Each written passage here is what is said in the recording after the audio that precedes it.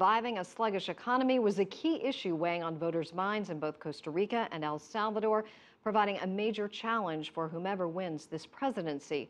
For more analysis, Eric Farnsworth joins me now, and he is Vice President of the Council of Americas and America's Society. Eric, thanks for joining us. Thank you. Really appreciate you coming in. Both of these elections are too close to call. A lot is riding on the election in El Salvador, even possible aid from the United States. Some are saying that Costa Rica's election is being called by some the most important in a generation. Why are both of these elections so important? Well, I think you've got different visions of the ruling candidates who want to take each respective country in different ways.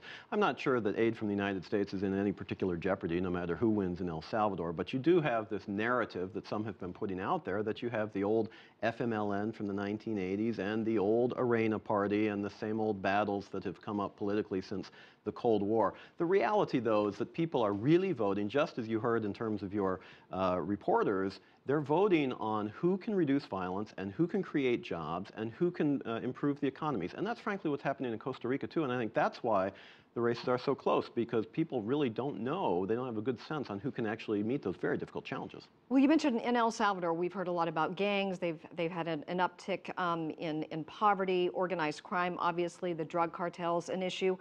Why then is there this divide? Why is there still so much support for the FMLN party?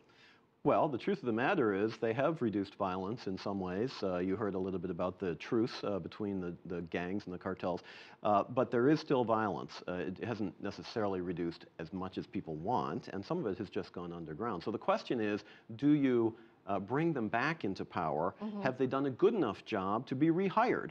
Or do you bring in the traditional Arena Party, which had held office for many years prior to then? It's really a tough choice for many Salvadorans. And again, they're really weighing who they think can do a better job going forward, not necessarily looking back to the past. Right. Now, did the current government actually cut a deal with the drug cartel? Yes. Actually, okay. Well, not the drug cartel, but the gangs. And in fact, gang violence has been a huge problem across Central America, not just El Salvador, but El Salvador has been particularly bad. Violent, one of the most dangerous countries, frankly, in the world. Okay, the opposition candidate quickly, Norman Quijano, apparently has ties to a major producer of cocaine. Has this come up, and will this be a huge factor? Well, I think, this is going to go to a second round, and the fact of the matter is I think a lot of these charges on both candidates are going to come up. That's politics. You would assume that anything that's particularly